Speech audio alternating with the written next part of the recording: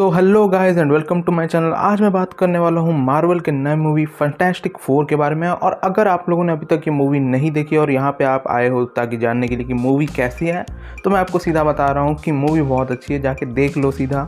मेरे हिसाब से तो मार्वल में अभी रिसेंट में ये सबसे बेस्ट फिल्म है। और इसका जो एस्थेटिक है 90s और 1960s वाला, उसमें साथ जो रेट्रो फ्यूचरिस्टिक फीलिंग है और जो म्यूज़िक है वो बहुत ही अच्छा लगा मेरे को।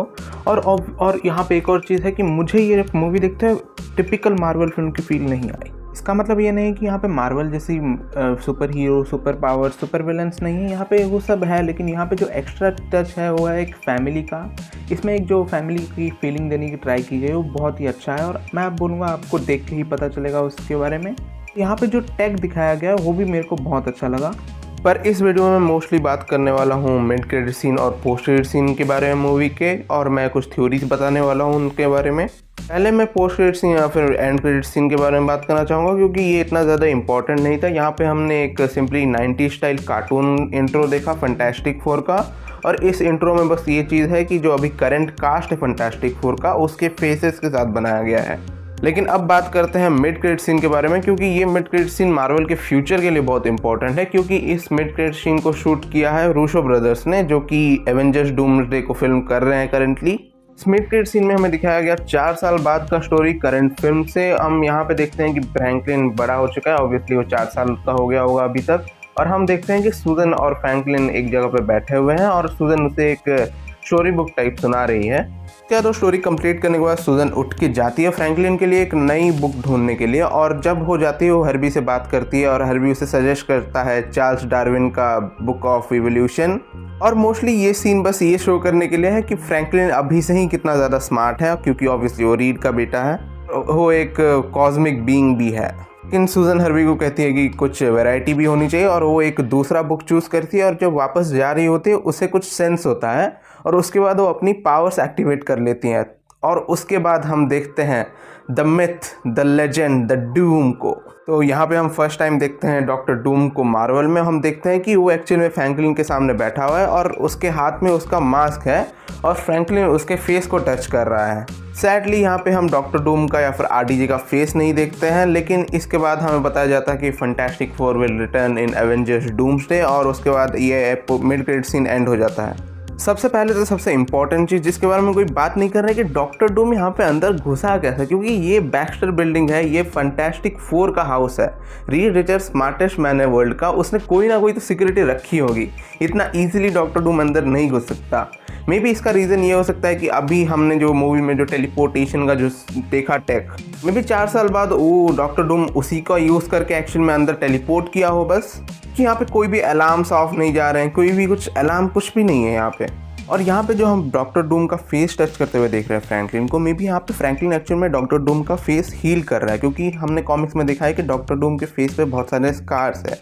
और जैसे फ्रैंकलिन ने मूवी के एंड में सुजन स्टॉर्म को जिंदा कर दिया था मरने के बाद, और अभी वो 4 साल बड़ा भी हो चुका है, तो ऑब्वियसली ईजिली डॉक्टर डूम का फेस ठीक भी कर सकता है। और मे बी उसी के बाद हमें एक्चुअली में डॉक्टर डूम में आरडीजे का फेस दिखाया जाएगा। लेकिन एक और चीज़ ये है कि अगर ये जो डॉक्टर डूम हम देख रहे हैं वो एक्चुअली में इसी यूनिवर्स का है जहाँ से फैंटास्टिक फोर है, तो वो 4 साल बाद क्यों आया है फ्रैंकलिन के पास? गैलेक्टस के डिफीट होने के बाद वो 4 साल तक क्या कर रहा था? और इस मूवी में हमें सटल हिंट्स दिए गए हैं कि लेटवेरिया यहाँ पे भी एग्जिस्ट करता है, क्योंकि जब हमने देखा था कि सुजन स्टॉर्म जो पीस समिट कर रही थी, जहाँ पे सारे के सारे वर्ल्ड के सारे कंट्रीज आए हुए थे, तब हमने देखा था कि जो लेटवेरिया पे जहाँ पे सीट था लेटवेरिया का, वहाँ पे एक्चुअल में कोई बैठा ही नहीं था। और ये उतना शॉकिंग नहीं है कि अगर डॉक्टर डूम लेटवेरिया का रूलर हो किसी और के पीस समिट में नहीं जाने वाला। हो सकता है कि मे बी डॉक्टर डूम खुद भी कुछ ट्राई कर रहा हो, मे बी गैलेक्टस को रोकने के लिए शायद वो कुछ अपना प्लान बना रहा हो, लेकिन जब तक उसका प्लान कंप्लीट हुआ तब तक गैलेक्टस को फैंटास्टिक फोर ने डिफीट कर दिया, और उसके बाद उसे फ्रैंकलिन के बारे में पता चला हो। यहाँ पे ये पॉसिबल है कि मे बी जब ये सब अर्थ पे हो रहा था, मे बी डॉक्टर डूम अर्थ पे प्रेजेंट ही नहीं था। मे बी वो एक्चुअली में मल्टीवर्स की जर्नी स्टार्ट कर चुका है, या फिर स्पेस में कहीं पे दूसरे जगह पे था वो।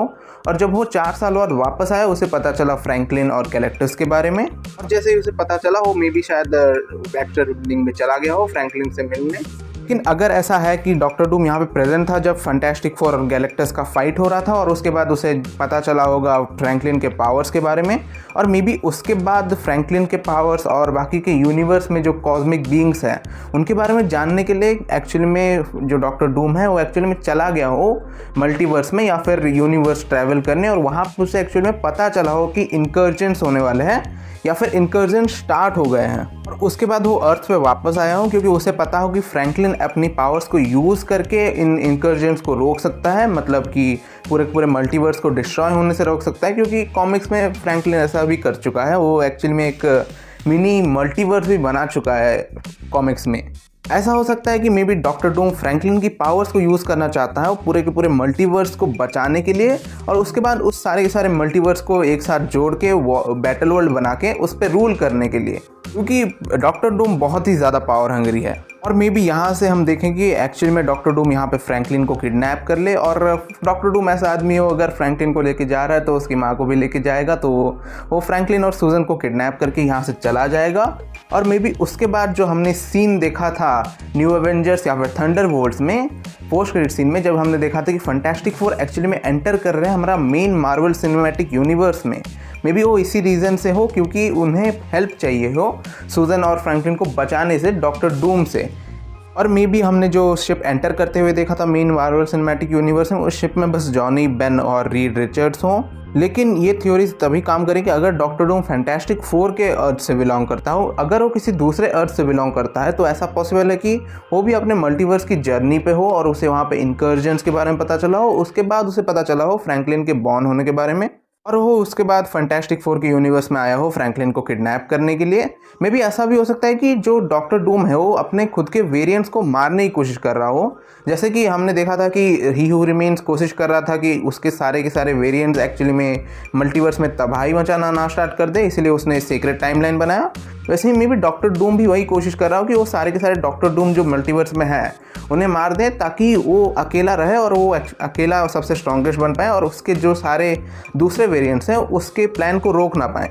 सारे के सारे अपने वेरिएंट्स को मारते हुए एक्चुअली में इस यूनिवर्स में पहुंचा और इस यूनिवर्स के उसके वेरिएंट से उसे पता चला हो फ्रैंकलिन के बारे में। यहाँ पे एक और चीज़ हो सकती है जो मुझे सच बोलूं तो मुझे नहीं लगता कि वो होने वाला है या फिर रूसो ब्रदर्स इस डायरेक्शन में जाने वाले हैं, लेकिन ऐसा हो सकता है कि मे बी डॉक्टर डूम को इनकर्जन्स के बारे में पता चला हो मल्टीवर्स ट्रैवल करने के बाद, और उसके बाद वो एक्चुअली फ्रैंकलिन से मिलने आया हो ताकि वो मदद कर सके लोगों का जब इनकर्जन हो रहा हो, और वो एक्चुअली में उन सबको इनकर्जन से बचाने के लिए मे बी फ्रैंकलिन से मिलने हो, और उसके बाद वो रीड से भी बात करे ताकि फ्रैंकलिन का पावर्स यूज़ करके वो पूरे के पूरे मल्टीवर्स को बचा पाएँ। ये सुनने के बाद तो आप लोग को समझ में आ ही गया होगा कि मैं क्यों बोल रहा हूँ कि ये पॉसिबल नहीं हो सकता शायद, लेकिन ये पॉसिबल हो सकता है अगर हम देखें कि एंड में जब सब कुछ ठीक हो गया हो मल्टीवर्स के बाद और बैटल वर्ल्ड जब फॉर्म हो रहा हो, उसके बाद मे बी डॉक्टर डूम सबको बिट्रे कर दे और वो उसके बाद रूल करना शुरू कर दे बैटल वर्ल्ड पे।